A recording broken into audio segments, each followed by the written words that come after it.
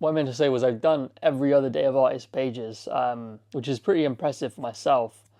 It's a lot of writing. It takes up a lot of pens as well. I've been through like fucking 5 lives of pens and 2 books now, which is crazy.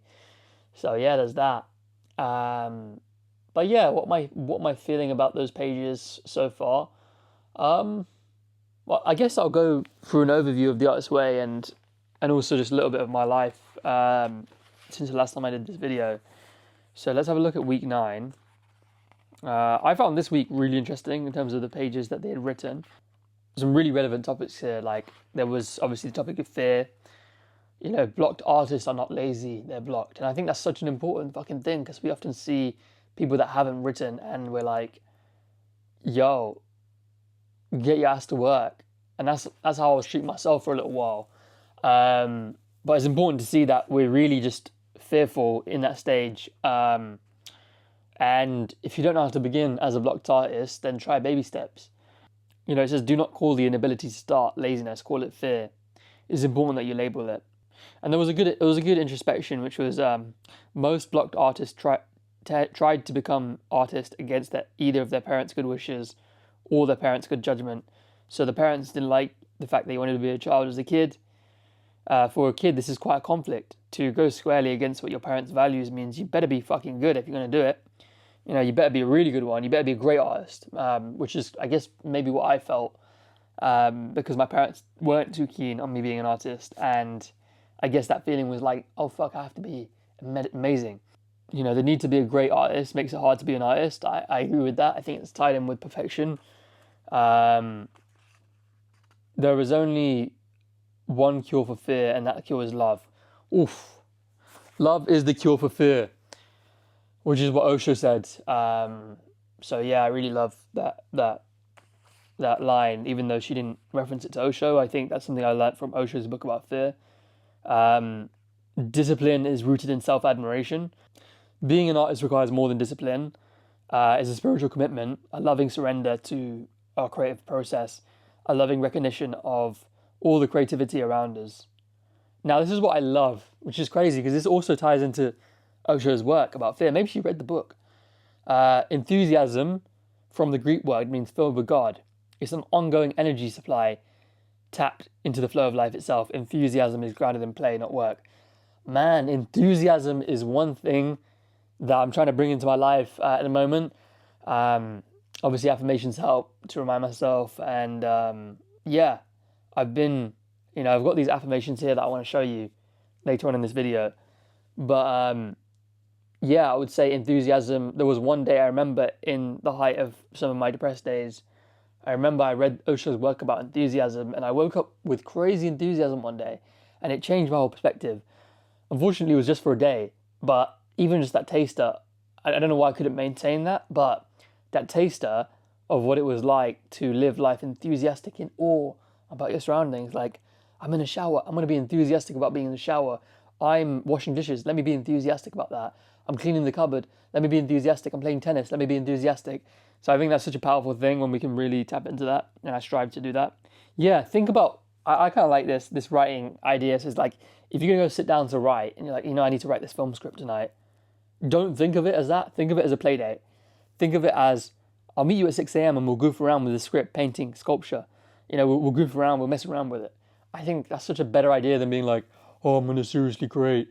Nah, have fun with it, bro. Like, you can have fun with yourself as if you're your best mate and just pretend that you're making something funny. It's not that hard when you really think about it. It doesn't have to be so serious. So, yeah, she talks a little bit about creative U-turns. Think of your inner artist as a horse. This horse is very talented, but also young, nervous, and inexperienced. So, yeah, you've got to watch out for it in that way. It's like a child. It knows it has spark, but it has to be nurtured. One thing I kind of thought about a little bit, which I don't think I'm doing as much, is one thing, once we admit the need for help, the help arrives. The ego always wants to claim self-sufficiency. It would rather pose as a creative loner than ask for help. Ask anyway. I don't think I do that enough. I think I'm more identified with a creative loner, and I think that I've always wanted mentorship and guidance, but I've kind of struggled because I just don't want to almost loop that person in on my problems, if that makes sense. I'm actually just going to jazz up the room a little bit. So my friend James came back from Malaysia and he bought me this little man. And if you put oil on it, it smells really good. And I just thought, why the fuck not? Because right now I feel like I could do with like a nice little smell in the room. It's not that the room smells bad. It's just that like I feel like it'd be nice. It'll set the environment nicely. And this is how you can tell I'm learning from the artist's way, because usually I wouldn't think of things like this as much. I would just be like, light incense every now and then. But yeah, look at it. I don't know if you can see that in focus, but yeah, it's quite funny because he's dripping wet with oil and he's gonna smell good. Smells good. All right, he's gonna sit in front of that camera and it's gonna feel like I'm talking to him now. So yeah, let's make this more fun. Moving on to week 10. Some really brilliant stuff here. Talks about how we numb ourselves to basically avoid creativity, which is so true. We turn to drugs, to it talks about sex, it talks about food, it talks about even workaholism as a drug to stop ourselves from being creative. And it sounds a bit far-fetched at first, but actually it's pretty accurate if you think about it. If you're a blocked artist, you're scared of sitting down to create, and when you're given time to create, it's often not the case that we don't have time, it's that we're not using it wisely. So an example would be that, for example, you set out to make a song or something like that, and then you end up using that time almost for whatever your indulgence is. It could be food, it could be numbing yourself out with movies, social media. The problem is not the things themselves, it's just when they're abused. So I thought that's really interesting.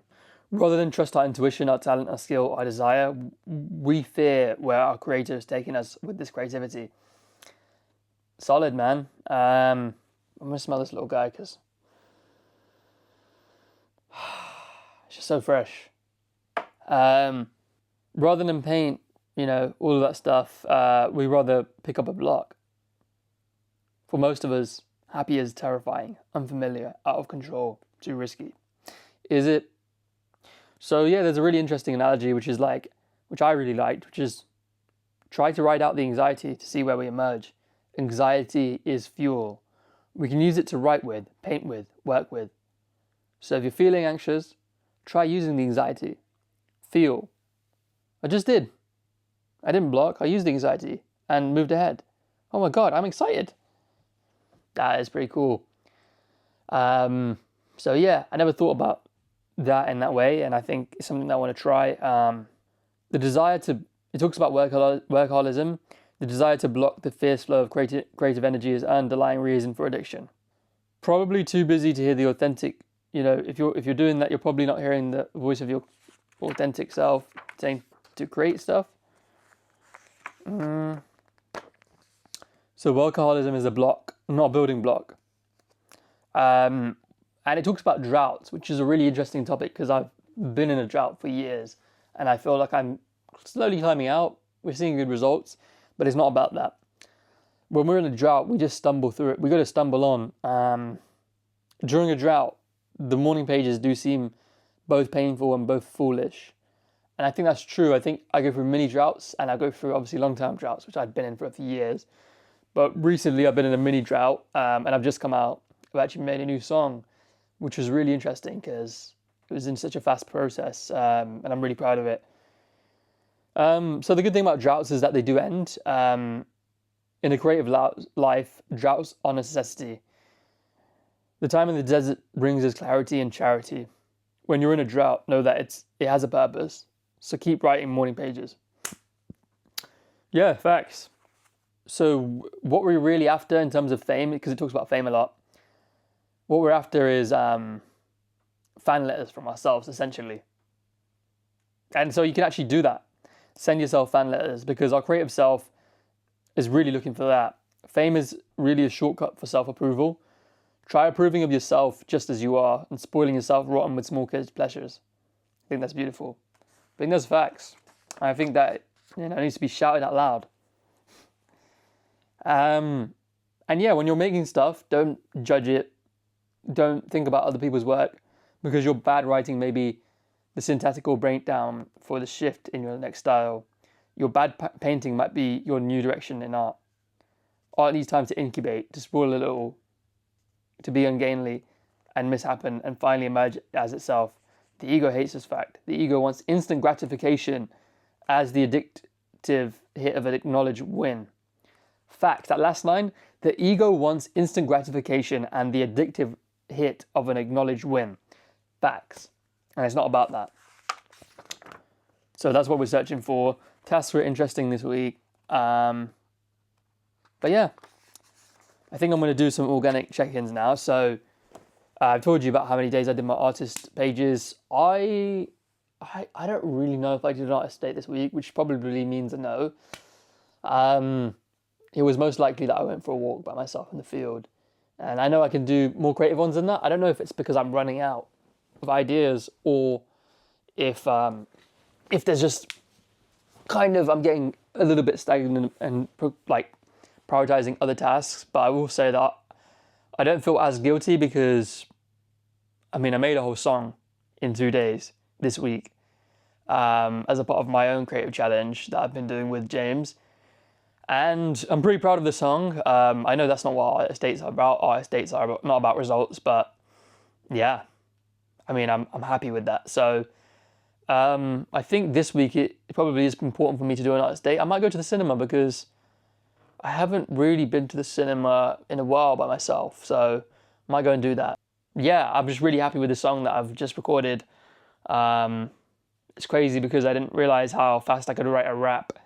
Or even if I could write a rap on a beat, you know, I've been writing raps on beatless instrumentals, like drum beats, and that's been my kind of comfort zone. And then this was difficult because I told a story with a beat at the same time, so that was pretty crazy. And yeah, I'm excited to see what could come of that. I did have an idea that I wanted to make a creative album, so maybe at some point we're going to do that. I don't know how or what I will get my platform by. I would just love for it to blow up on the internet, for like people to listen to it. I don't really mind too much if it makes money or not. I think the money will follow. I think it's more about creating something that was deep and resonant with people right now in this day and age. I would love to do that, you know, especially if I can share my story and that helps someone else. I know that sounds cliche, but I feel like the experiences I've been through, I can only almost express it musically. So when I started The Artist Way, and I know I've said this in other videos, but when I started The Artist Way, I didn't really have too much stresses on my plate. And now I think that obviously the deal is that I've got the stress of life as well, but everybody does. I don't think anyone does 12 weeks of The Artist Way when they don't have anything else going on in their life. Everyone usually does have something going on in their life while they're doing The Artist Way. So yeah, I think it's kind of standard and it goes with it. And I'm pretty proud of myself for sticking with the pages for the most part. I'm pretty proud of myself for sticking with the dates for the most part. I would like to make my artist date, you know, a nice one this week, something creative, chill, playful.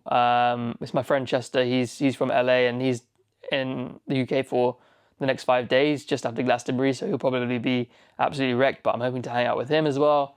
Somebody that does definitely nurture the inner artist in me. I wanted to share my affirmations, but basically I was feeling numb throughout the week, and then I decided to take a break from my phone and stuff, and I decided to take a break from people, and so I stayed up to like 3 a.m. one of the days, just catching up with my reading, meditating and stuff, and I decided that I wanted to write my affirmations for a really long time. I had them on my phone kind of almost from ChatGPT, but those are obviously like tailored affirmations that mean stuff to me depending on what I was going through.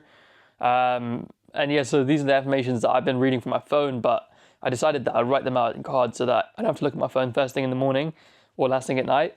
So yeah, these are the ones that I made pretty late night. I don't know how well you can see them, but yeah. I'll read it here, why not? So the morning one goes, I'm safe. I begin this day in full presence. I feel grounded, alive, ready. I am rooted in stillness and moved by joy. I breathe into love, and love breathes through me. I walk in trust. I live in my truth. I move with radical authenticity. Enthusiasm, as we talked about, fills me like light, moving me forward with joy. There is a fire within me, steady and clean. I carry the strength of a warrior and the softness of peace. I live with clarity, I give with ease. I am aligned, I am whole, I am free. Oh yeah, I like the drawings I've done on it as well. I usually don't like my little doodles, but the sun is pretty nice and yeah, it's colourful. It's cool shit. Then I have an evening one. I return to stillness with ease. This day has been lived and I release it fully. There is nothing I need to hold, nothing I need to fix. I feel peace in my body, spaciousness in my mind, and quiet in my spirit. God is within me, beside me, and holding this very moment with me. I lay down everything as I trust God will provide. I rest in wholeness. I sleep in truth. I am wrapped in grace, and I wake in love. And then it says brackets. This day could be your last. Sounds morbid, but everybody needs to hear it, and everybody needs to reflect on it. So, there we go. Memento Mori. And yeah, it was interesting. The day after I made those, I woke up really early in the morning. I kind of journal about it in my morning pages, but it's so funny. I was feeling so much problems, but when I woke up, I was feeling so much problems in general that week, but when I woke up, it was like, I was aware of my problems, but I was just feeling bliss. It's almost like that's the truth, and that we're blocked by our addiction to problems,